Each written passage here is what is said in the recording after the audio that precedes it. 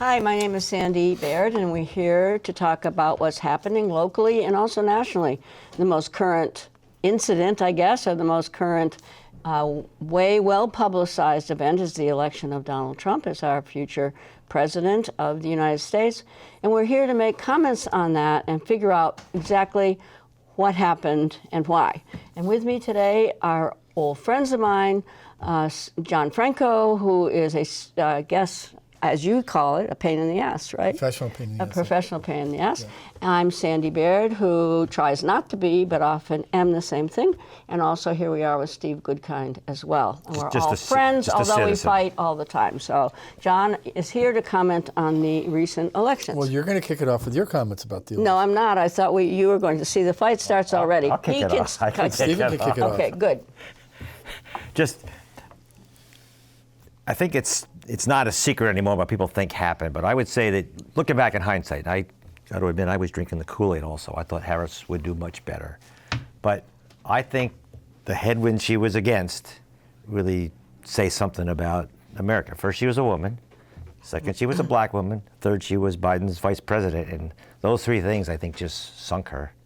And I don't know if she would have been a good president or not. I think better than Trump's going to be. But I think looking back on it, there wasn't enough time. And probably, even if she'd had much more time, I think those things, the public is pretty strong on those things. I think especially Biden was a big anchor. You know, his legacy, even though he may have done things that he thinks were really good, the public doesn't know it, and that was a huge anchor. So I think that's just, in summary, that's what I think happened. She was up against a headwind that was just too much and no time to deal with it. It almost looked like it was a good thing at first that she only had 100 days. In hindsight, it was a disaster. There was no time to really separate herself from anything else that was of those three anchors that were going to weigh her down. So that's my summary of what I think happened. Okay, John. I basically agree. There was the best. I've read all this postmortems on the Democratic side. Most of them make me vomit. Why is that? The corporate Democrats and you know, she should have done this and she should have done that. For one thing, in terms of her campaign, the analogy I use is that nobody pitches a perfect game, but she pitched a pretty good game. Yeah, good campaign. She was a good campaign. She was a good candidate. She had a good personality. I love her as a former prosecutor. If she can't be president, I want her as my attorney. I got to tell you, the woman is freaking brilliant as a litigator. The problem is that happened, and everybody's going, this is great. This new coalition has been put together by Donald Trump that includes Latinos and African American men. And it's just so wonderful, except that statistics number one, the popular vote doesn't bear that out. Donald Trump got almost exactly the same popular vote in 2024 that he got when he was defeated by Joe Biden. Yeah. Biden got 81 million votes in 2020, he got 74. What happened this round, and keep in mind this is with the caveat that some of the returns from California and some of these states aren't entirely finalized yet. He still has 74 million popular votes, the same that he had in 2020. The problem was Harris's vote dropped from the 81 million that Biden got to 71 million. That's a drop in turnout. Yeah. That's a drop in Democratic turnout. So you hear all these, all these pundits about what happened. One of the other best ones I heard, I think it was run yesterday, they said that politics is like curling. It's the sport of curling where they throw the rock down the ice. And they said you have the skip which throws the rock, and then you have the people with the broom that try to direct it. And they said politics is like that.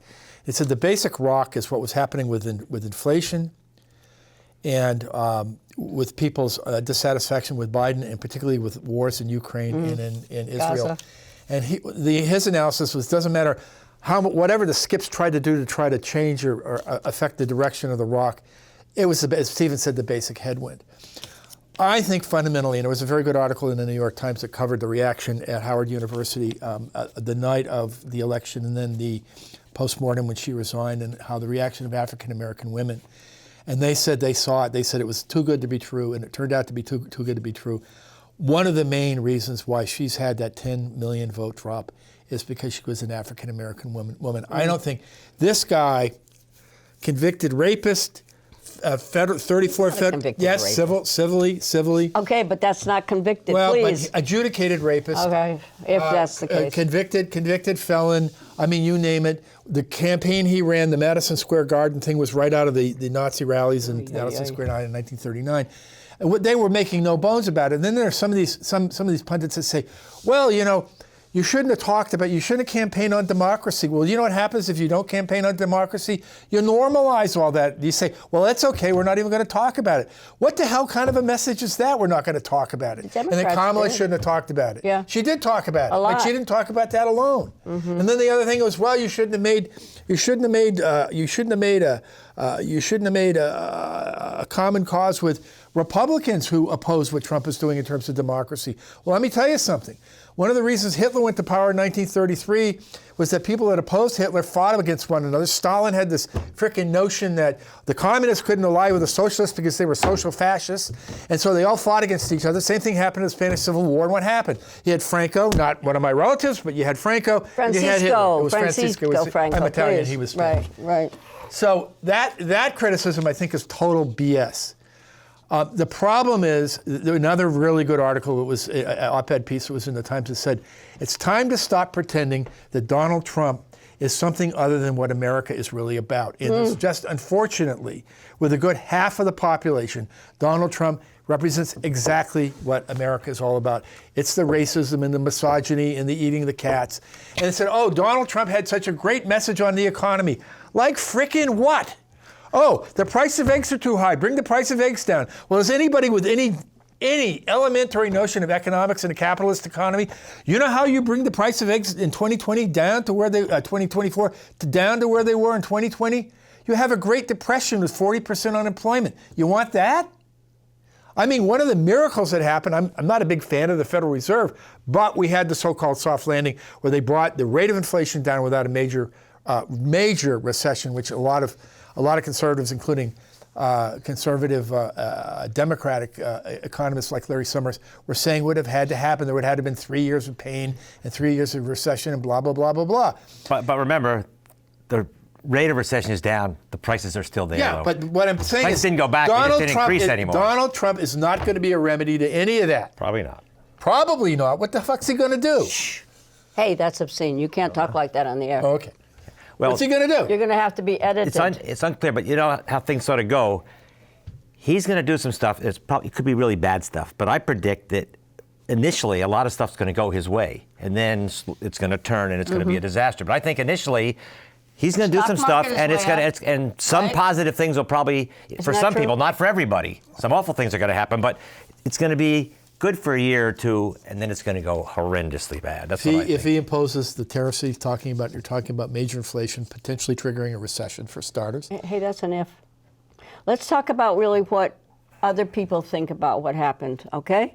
I don't know what he's going to do, frankly. Some of it signals bad stuff to me, particularly because I love Cuba and I want decent relations with Cuba. So I'm concerned that Marco Rubio has now been declared Secretary of State. Not a friend of Cuba. Not a friend of Cuba. He's a Florida Cuba. Yeah. He's a white Cuban in this country who has continue to try to punish Cuba for having a socialist government. I'm very worried about Marco Rubio. However, I don't really know what Trump's going to do. However, I think I do have a different view of why the Democrats lost. And that's what I'm going to talk about. I think they lost because in my view, and many Americans' view, the Biden administration has been a disaster for most Americans. I agree with you. She could not fight that. Couldn't get away from it. Because she's the vice president, Sorry. for God's sakes. I knew. I didn't vote for either. I voted for Jill Stein. I knew that whatever policies that the Biden administration had put into place would continue with her. And remember what she said? She was asked at a panel discussion what you would do differently on The View. And you know what she said? Couldn't think of anything. I can't think of any. Okay, my main objection to the Biden administration has been deep and consistent. They started new wars. That led to inflation. They spent too much money on the military. You guys say, well, Trump will be worse. I don't know. To me, one of the worst things that ever has happened to this country was the Biden administration. And she was too closely connected to that. That's why I think she lost. And if you look at the people who voted or didn't vote, didn't even come out and vote. Remember that. Yeah. Huge amounts, because they didn't want to make that choice. Yeah, and I just say I don't think Biden was that bad, but he just wasn't good enough. That He his was, problem. but I don't even know what he was, one way or another. He shut down the economy during COVID. Most people suffered from that. I did. Well, aren't we talking about an That's overlap? revisionist history. No. Donald Trump was president during the first You year of bet COVID. your life, It was but who- wait. That's when it It was started. under Donald Yeah. Trump that all the social safety net stuff that went in under Yeah. COVID, including So Biden had started. including the child care tax credit, including all these aid to businesses and so I forth and just so on, said- was under Donald Trump. Okay. Under Donald Trump. Donald Trump, who said, "Oh, the cure for COVID is go drink some Clorox or inject it in your veins." I mean, the guy was Take your pick. a complete idiot. I said something about the 2 years that Biden or longer has been in power. He was in power during most of the COVID disaster. Not only that, but that's not even what I'm talking about. I'm mainly talking about that the Biden administration started 2 new wars that are going to turn into World War III. He didn't start the war in Ukraine. Vladimir Putin I started know, the war in Ukraine. I know that, but He didn't start the war in Gaza. okay. Then he approved millions of dollars from our budget to go to weapons to Zelensky, and they did it again recently. In So, a bipartisan okay. effort with the Republicans. Okay, so that's what I think. And, bipartisan and effort one with of the the things Republicans. And that, in terms that of Trump what he did- promised, one of the things that Trump promised, I don't think he's going to do it because it's too damn controversial, is he says he's going to make peace with Ukraine the next day he's in power. I don't think he's going to be able to do it. He'll cram down a peace settlement with him. That's going to happen. Well, that's fine with me, I'm telling you. Because Russia is not going to be beaten by all the weapons in the world that the United States gives to them, to the Zelensky. Okay, that was a war that became a new war under Joe Biden. Now, I am an anti-war person in general. So that was the reason I could not vote. But the big thing is I could not vote for him or her is because of what's happened in Gaza. There's no way that I would vote for any administration that was condoning and fueling weapons which are causing a genocide. I said that over and over, and I think most Americans are sick of it too. Well, but they didn't vote for We don't Jill know Stein why. either, though. No, so I we know don't know that. what they're. They didn't vote. Looks like. What would, just for curiosity, what do you think should have happened in Ukraine? In Ukraine? Yeah. I think that, there's a whole history of it. Well- So I'll go into the history of it rather than say what I think should have happened. The history was that Vladimir Putin has a red line. No NATO. Ukraine was not to join NATO. There was all this noise made by Zelensky and by the EU and by NATO that they were going to join NATO. That was the red line. Putin said no. And so everything that's happened since then is justified by that. I didn't say that. Well, what would you have I'm done? talking about facts. I don't know what I'd have done. I'm not saying that. I'm saying about what happened only. And I was not into new wars. I'm not into wars against Russia. I'm not into wars against Ukraine. I'm not into wars against the Palestinian people. And I believe that was a big reason that most Americans did not even choose between the two. And Trump will turn out to be even a bigger hawk. You might be right. A bigger hawk. You might be right. Netanyahu went back. You might be right. I think when Trump was running in 2015 before he was elected. Yep. Netanyahu, I think, was in New York, may have gone to the UN and actually stayed with the Trumps and is friends It could with the be. Trumps. It could be. You're right, You John. know, it's Maybe. like. Doesn't make me moved to have made that choice. Well, but that doesn't explain why. To me, that's not a satisfactory explanation of why. Oh, Harris too bad. lost. No. And you're saying, well, you thought his get it. policies I know. were a disaster in terms of his economic, Right. in terms No, of, I in didn't terms say of what that. he's done with the National Labor I didn't Relations say Board, that. in terms of what he's done with unions, Yeah. in terms of some of the domestic policies that he got through. One of the things you've got to keep in mind is he did pretty good with the hand he was dealt. He had a This. Biden, Oh, he yeah. had a split Senate. He had what's-his-face in West Virginia, and the other senator, these were nominally Democrats in Arizona, who were voting with the Republicans. He didn't have a functioning majority in the U.S. Senate. And he still got some of these programs through. That was a pretty big accomplishment. Yeah, and it wasn't everything that he wanted to do. It was maybe a half or a quarter of what he wanted to do. Steve can comment on I that. think, and again, I think the problem is they claim that he was the greatest president, at least the first 2 years, Who? got more legislation through than anybody. Biden? Well, when you say that, that's my answer. Yeah. no one knows. It's all this inside baseball stuff they did, stuff that doesn't come to fruition for 3 or 4 more years. Well, they did all this stuff, but the average unwashed public out there doesn't know what the hell he did, and it's not helping them. And it'll be all done by Trump. It didn't help them. Well, it might be undone or no benefit by it. Forget it. You think that we know what the NLRB is going to look like under Trump? Forget it. I'm not disagreeing with you. I'm saying what Biden did was and I think the same thing happened in the state of Vermont. The Democrats are doing stuff, but it doesn't register with anyone that There's another they don't whole realize issue, that it's though. helping them or not helping them. And I think that's why people either stay away or some of the younger people say, well, look, you're not doing Biden's not doing anything for me. And he might be doing a lot of things for them. They just don't know. So they try Trump. Trump has changed. It's now too late. So all the stuff they did was not something they could explain or show or make people understand that we did this for you, because none of it has come to fruition. The only people that got benefited by it, like the whole thing with the energy thing that's part of that, it was not an anti-inflation, but yeah. And there's lots of, that's probably benefiting mostly, it's mostly benefiting people that have money and own houses. That's who it's benefiting. The average schmo that's out there, and they say 70% of people are living paycheck to paycheck, they don't get anything out of that. But there's another whole thing that we're not talking about. So it's a big, don't say that was a big thing they did, and maybe a good thing, but most people don't, it doesn't affect them at all, not directly. And it's stuff like that that I think gets people thinking, well, maybe Trump will do better. The $64 question is, what is it more that he could have done that would have gotten through the United States Senate? The answer is... Oh, I'm not saying he could have.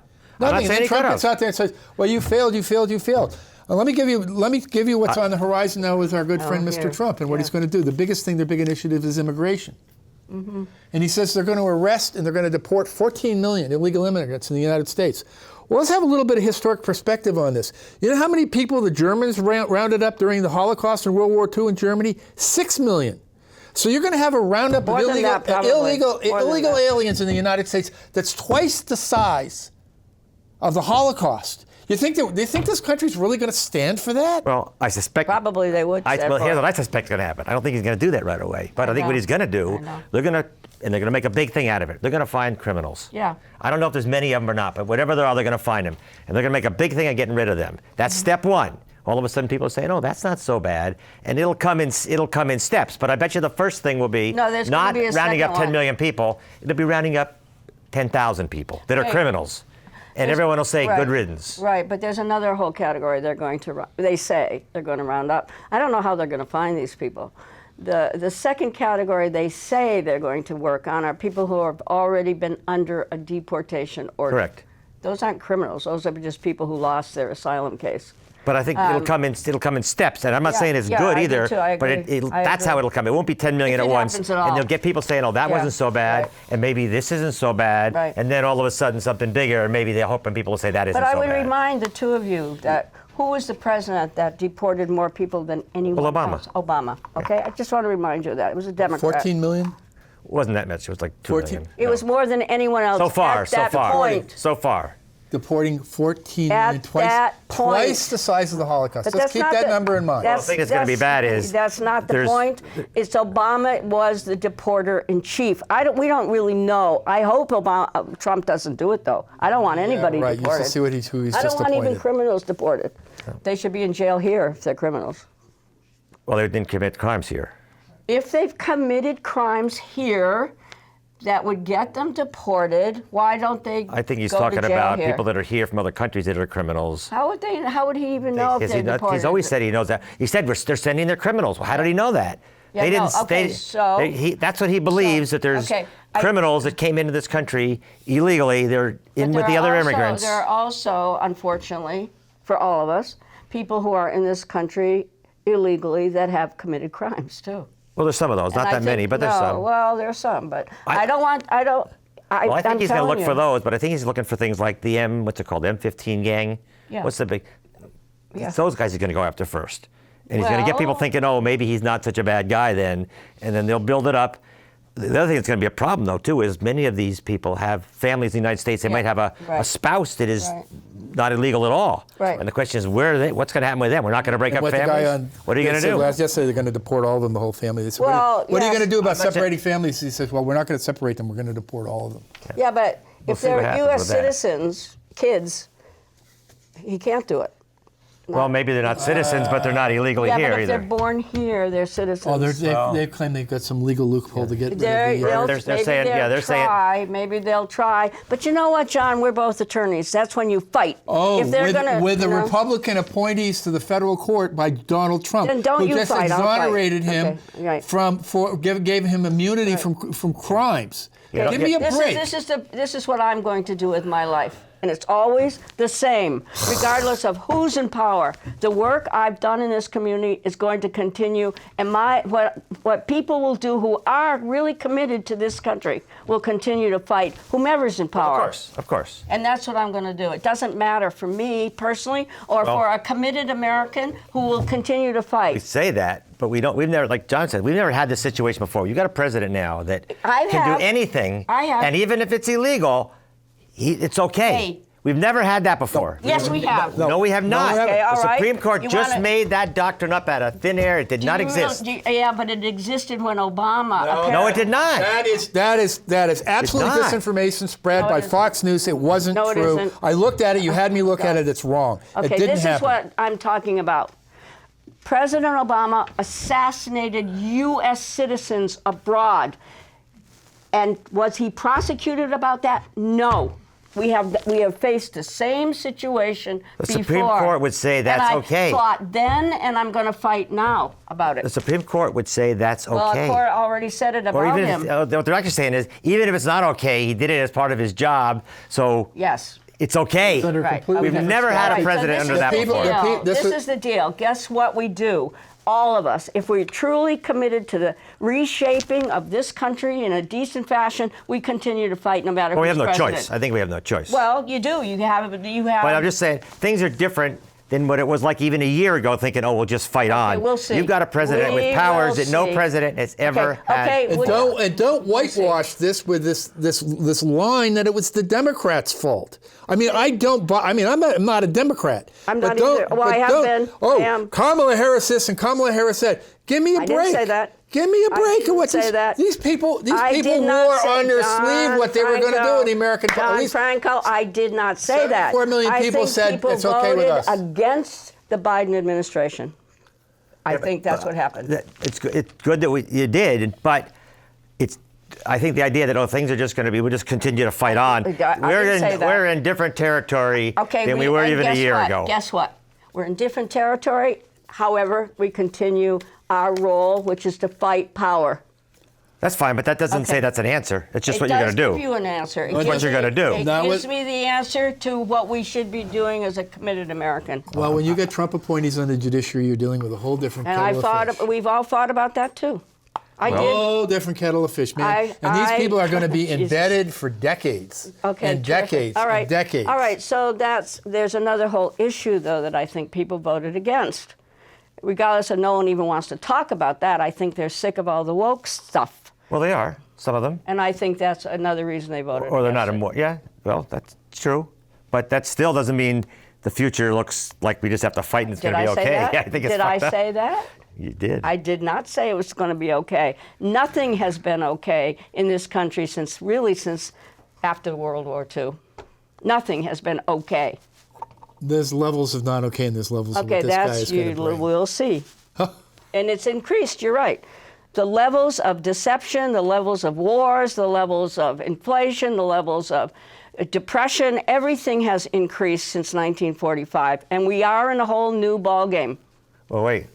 You're not talking about this is worse. We've had situations worse than I the Great said we are Depression. in a whole new ballgame, especially about war. You're thinking, though, that the Depression economic situation now is worse than the Great Depression. I didn't say that. I said we're in a racial whole situation is worse than I say, said, the 20s or 30s. I've said or, since 1945. yeah, so Even I'll say what 1945. I'm going back to the 30s and 20s and 1945 teens. was the Well, birth of even prior to 1964. Yeah. Okay, the idea that I'm presenting is that after 1945, we've had nothing but continual wars. And that has increased. You're absolutely right. It's a whole new ballgame. And I'm determined that that new ballgame is not going to foil me, that's for sure.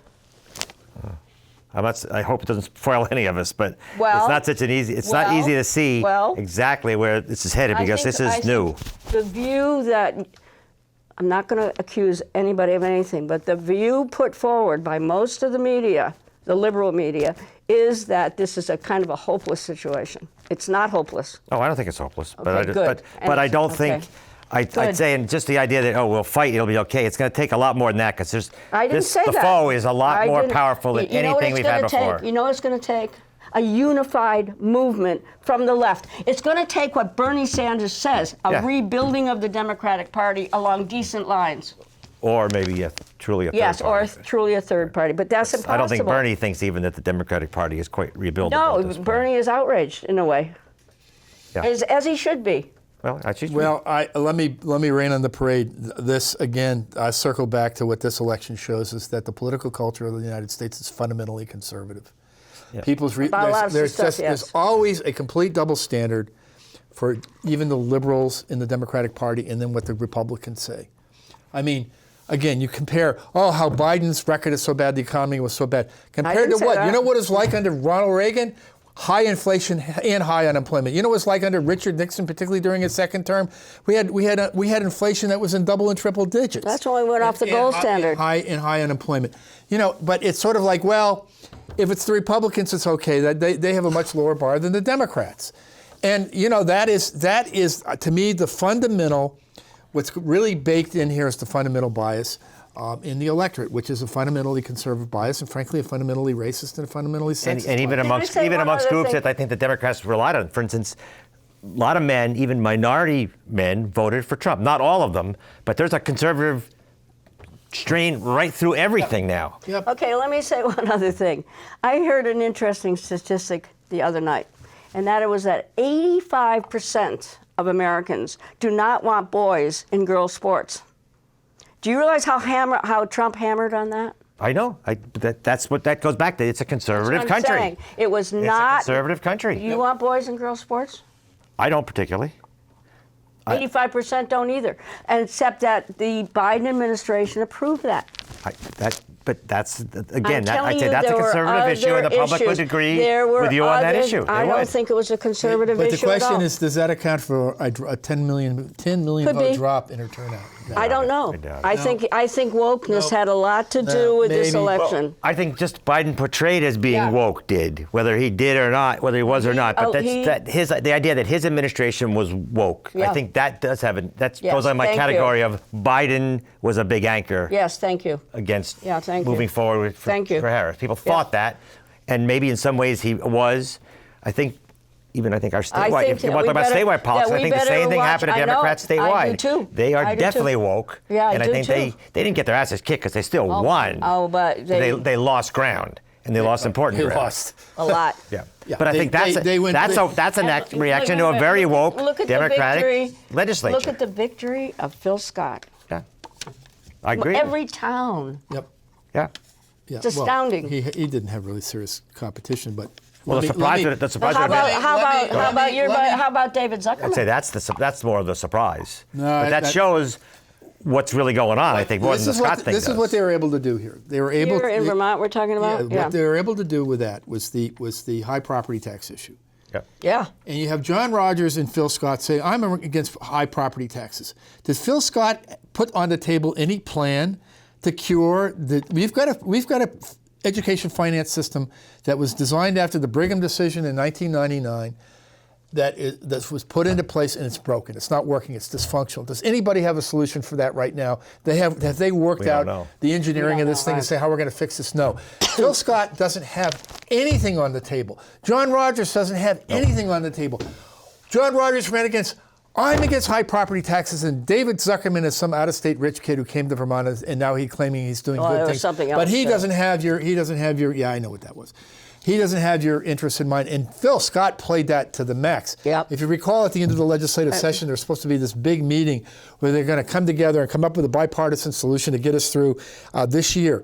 And so all the Democratic leaders went to the governor's office to meet with him about that. Phil Scott didn't show up. He didn't show up. He sent his underlings.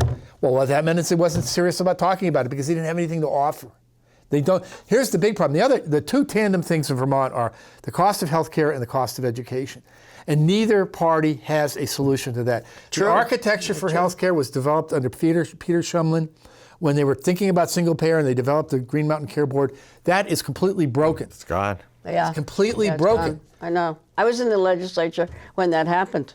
And the education finance system that was designed in 1999 and 2000 as a result of the Brigham decision is now broken. It is broken. Structurally, it's broken. And nobody has a fix right now. And Phil Scott, the Republicans in the legislature have caught the car. They're like the dog that caught the car. Well, but yes and no. I think Phil Scott, most people think of him as, he hasn't articulated an answer for education. They don't know that. But he knows that he's willing to say this or that costs too much and try and stop it. Yeah. That's what they liked. Well, it doesn't have to be the education only, but there's other things where Phil Scott, like, what's the energy, the clean energy rules that are going through? He says they're too expensive. I suspect if he has a chance, he'll veto it. That's what people see, that he will at least try to put the brakes on. He doesn't have to have all the answers because the other side doesn't have any answers either. But they do see him as someone who will try to put the brakes on. And I think that's why he's very popular.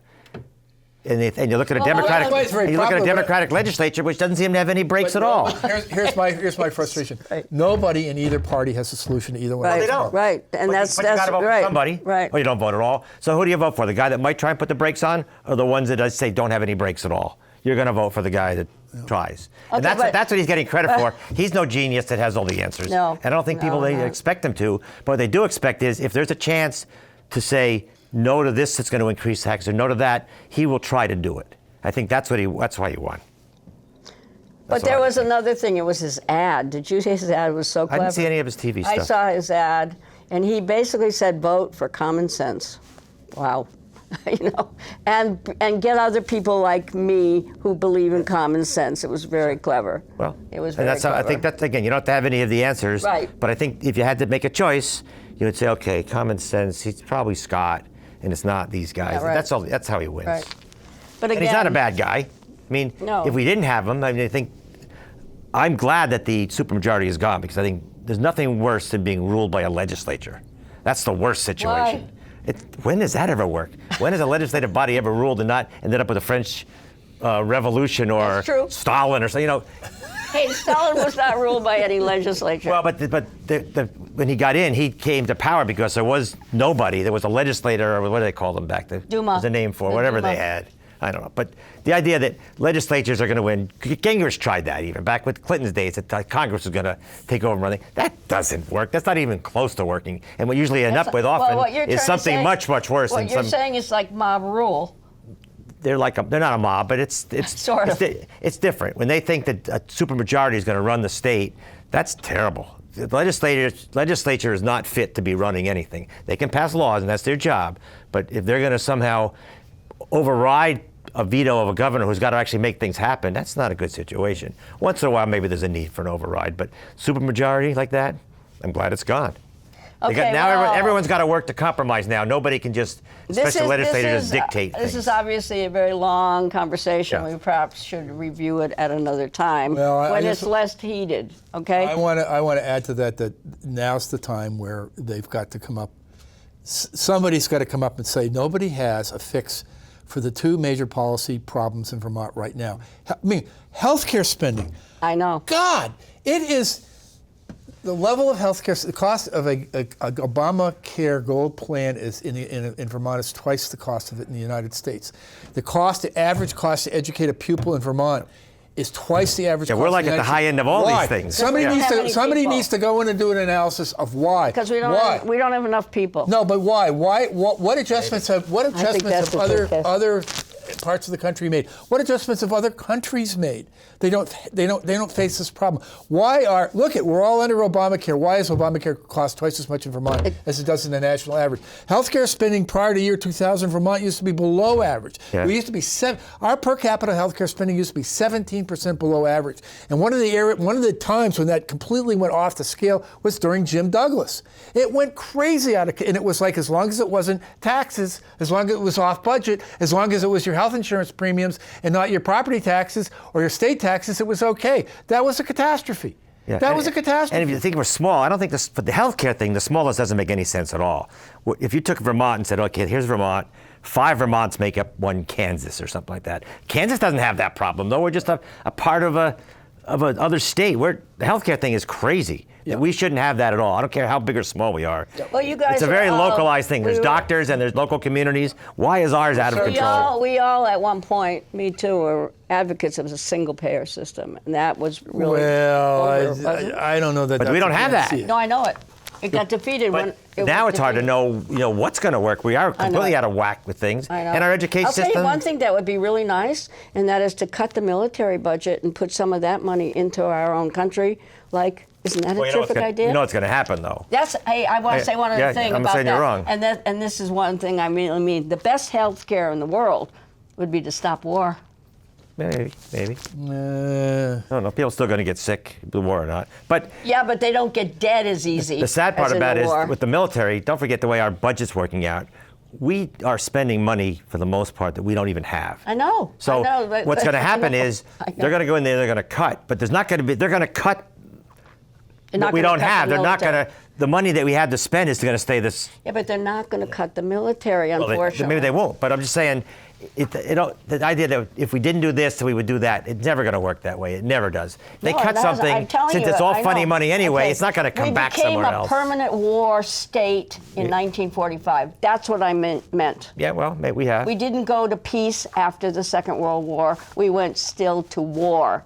That was the first time that it happened. It did not happen after World War I. It happened after World War II. We became an economy that was based on military spending. Yeah. And that is really, really one of the problems. That is exactly why I could not support the Biden administration. And you know who called that out in 1961? Eisenhower. I know it. He did. He gave a brilliant, after though he had caused a lot of wars, like for instance in Iran. He wasn't talking about war. He was talking about the war economy. War economy. Yeah. He was the one that he coined the term military-industrial complex. I know. He warned against it. Yep. And he warned against it not only financially, but because it would lead to a loss of liberty, which it also has done. He also was in the minority in the military that did not believe that the atomic bomb should be used. I know. And guess who did it? Harry Truman, a Democrat. No. I'm not a Republican either. I am a fierce independent. So I think that maybe this could be a continuing discussion. I hope. We have to. Well, I guess we're going to see. Trump has no, not done anything yet, so we don't know what's going to happen. We think we know. But we have to keep on it. I agree. We have to keep on it. But don't forget, you've got someone who's going to really keep on those that are trying to keep on. We have to keep on. We also have to keep on all administrations. Okay? That's my view. Of course, I don't know what your view is exactly about that. I still want to know what happened to the 10 million votes. And I want to, frankly, rebuild the Democratic Party or a third party under the. I mean, I was always in favor of Bernie.